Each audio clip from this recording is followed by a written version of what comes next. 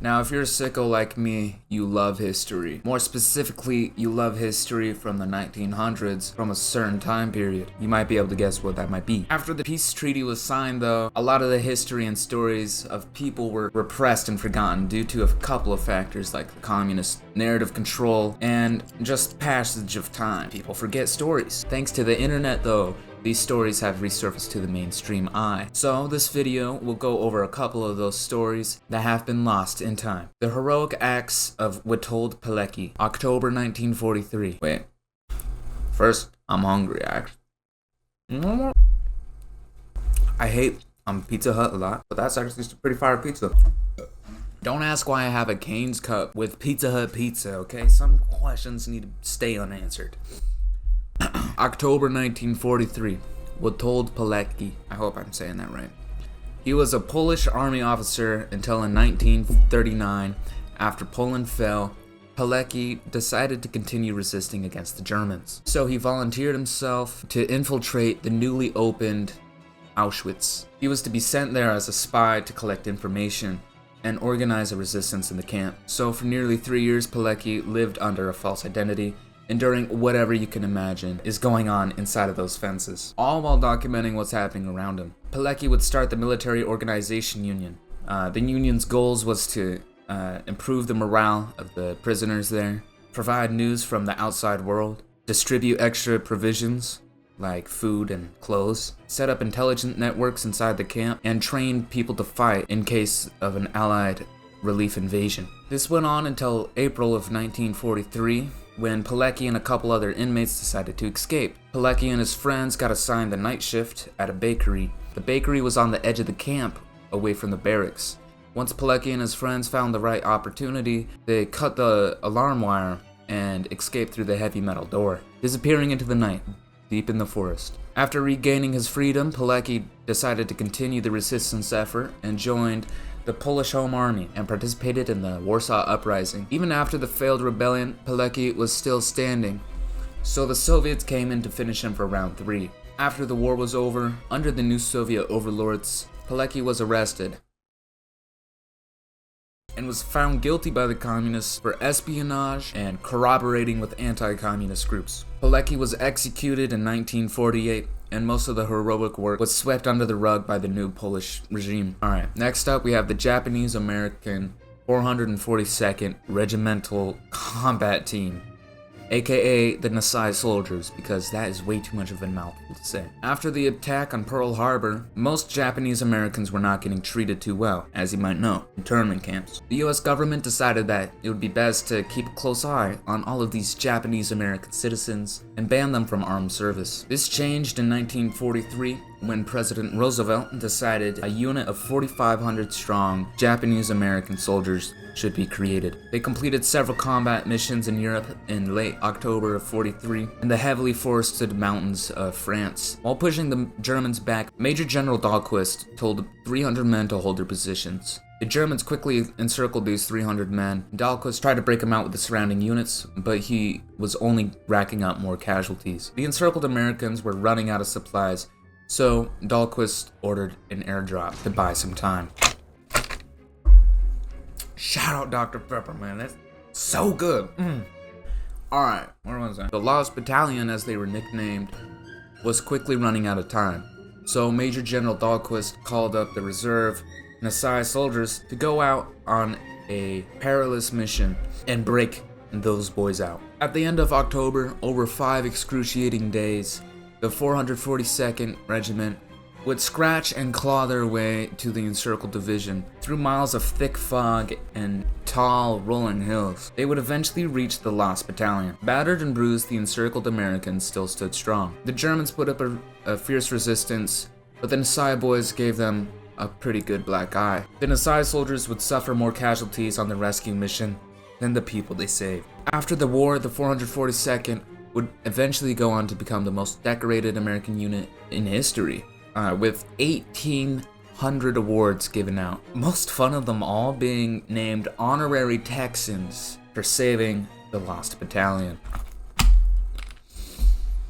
The Noor Inayat Khan story starts off in England. Her family were war refugees fleeing from the Nazis. Even though her father was an active pacifist and taught his kids to be pacifists, Noor and her brother still both enlisted. Both of them promoted Gandhi's nonviolence teachings and joined sectors of the military where they wouldn't have to fight anybody. Noor's brother would volunteer and become a minesweeper, and Noor would become part of the Women's Auxiliary Air Force as a wireless operator. She found this to be incredibly boring and put in a transfer request, which was granted, to go to flight school as a teacher. So she put in another request, and this was granted too, where she would be trained as a spy. Noor would be reassigned to the Air Ministry for the France section of the Special Operations Executive. Her recruiters were going to use Noor's previous experience in being a wireless radio operator to carry out operations for them in France. This was a skill that most other agents didn't have or were just not as naturally talented at. First, she had to get proper spy training. Her superiors had a really mixed bag of emotions about Noor, some thinking she's not fit for it because she's a woman, or because she's Indian. But the Brits were so desperate for wireless radio operators, they didn't care about her qualifications, they just needed her to get into the field. Because it's 1940s technology at the time, wireless operators are absolutely necessary to the function of a spy network. It's what made espionage at this level possible. Relaying and sending information remotely and being able to plan coordinated attacks quickly was huge for spying. No more relying on messenger pigeons. Noor's first mission would be for the network in northern France, named Prosper. The Gestapo was rounding up the network at the time when Noor first arrived. In mid-October, Noor was arrested by the SS and put into holding. The interrogation of Noor was unsuccessful. She wouldn't budge. She wouldn't give up any information. But the SS found in her possession an entire...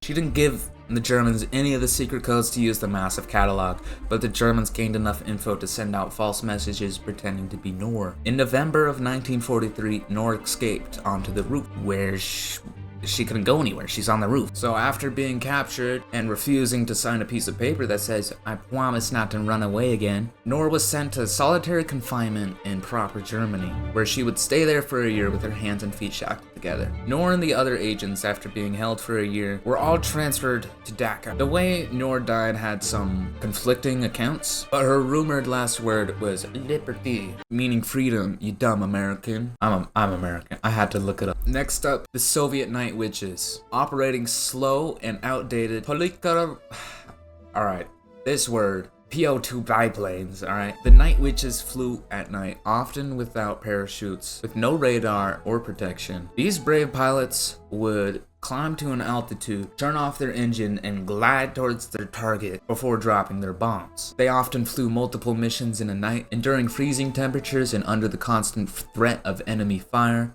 Their determination never wavered, racking up an impressive flying record, dropping more than 2,300 tons of bombs over 30,000 missions. These bombers proved their vital importance to the war effort, and you did some stuff for women along the way. Whatever. Progression. Alright. The Siege of Budapest. You might have heard of the Siege of Leningrad or the Battle of Berlin, but not a lot of people have heard about the Siege of Budapest. The Siege of Budapest was a 50-day long siege. The Soviets and the team-switching Romanians completed their encirclement of the city on Christmas Eve in 1944. Hungary was already beaten down and pretty worn out from the war. Hungary had taken heavy losses and was ready to surrender. So the Germans saw this and said, "Oh, no you don't.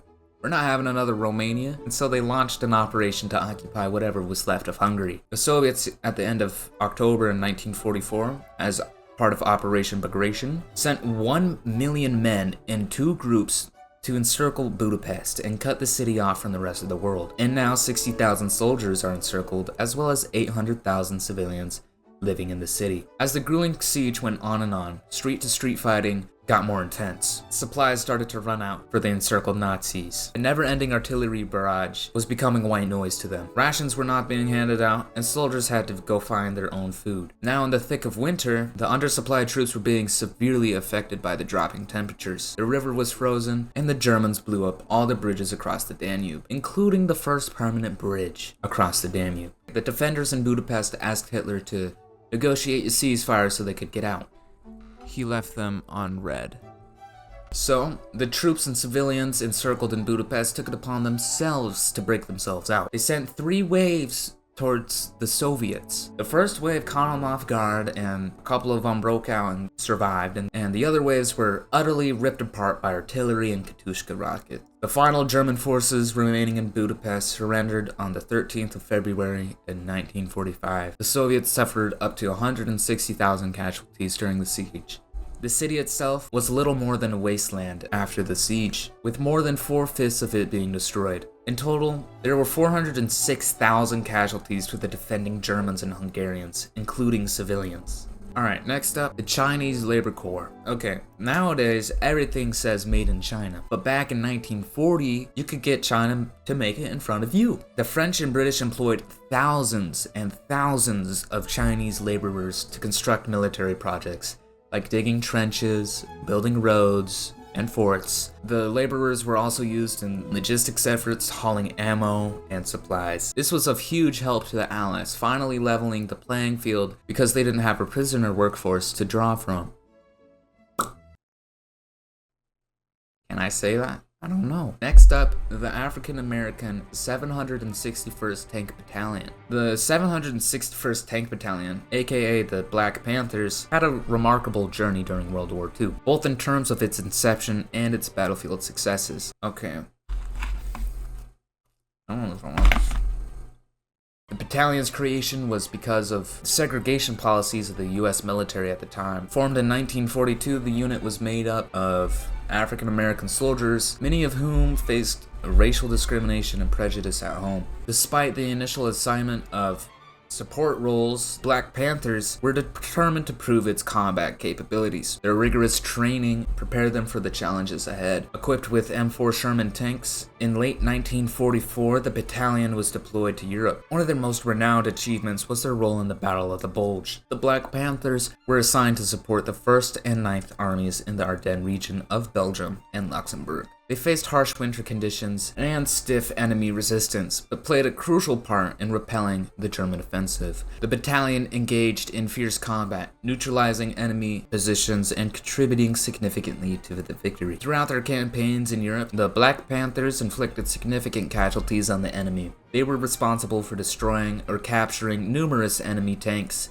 vehicles, and fortified positions. The exact casualty numbers are not available, but their combat effectiveness was widely acknowledged. Members of the battalion received numerous awards for bravery and heroism and valor. The unit as a whole received a Presidential Unit Citation for its outstanding performance in combat. Despite their extraordinary accomplishments, Black Panthers continued to face discrimination and racism within the military and society at large. Their contributions helped pave the way for desegregation of the US military, and fun fact, actually inspired Marvel to make a good movie. No? Okay, my bad. Alright, next up, the Japanese balloon bombs. During World War II, the Japanese launched a very secretive and unconventional campaign known as the Japanese balloon bombs, or Fugo. They targeted the west coast of the United States with balloons that would explode,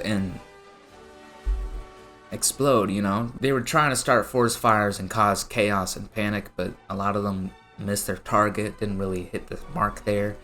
So, yeah, it is what it is. Japan released over 9,000 balloons into the jet stream. The balloons were made of lightweight material with incendiary devices. The balloons were designed to exploit the strong upper level winds, making them hard to detect and intercept. While most of the balloons fell harmlessly into remote areas, some reached their intended targets, causing very minor damage and only a couple casualties. The campaign largely highlighted the effectiveness of American efforts to keep the campaign a secret and mitigate its impact. The US government imposed a strict media blackout to prevent the Japanese from learning about the extent of their successes, and authorities urged the public to be vigilant and report any sightings of the balloons. Ultimately, as the war progressed, Japan's dwindling resources and their losses in the Pacific led to the end of the balloon bomb campaign, and it faded into obscurity as one of the lesser known aspects of World War II history. Well, that's all I have for you. If anything I said was wrong, or if you have a crazy World War II story, leave it in a comment. I'm always looking for cooler, more interesting stories, so, you know, you tell me, actually. And if you enjoyed the video, come back for another one. I'll see you when I see you. Ciao.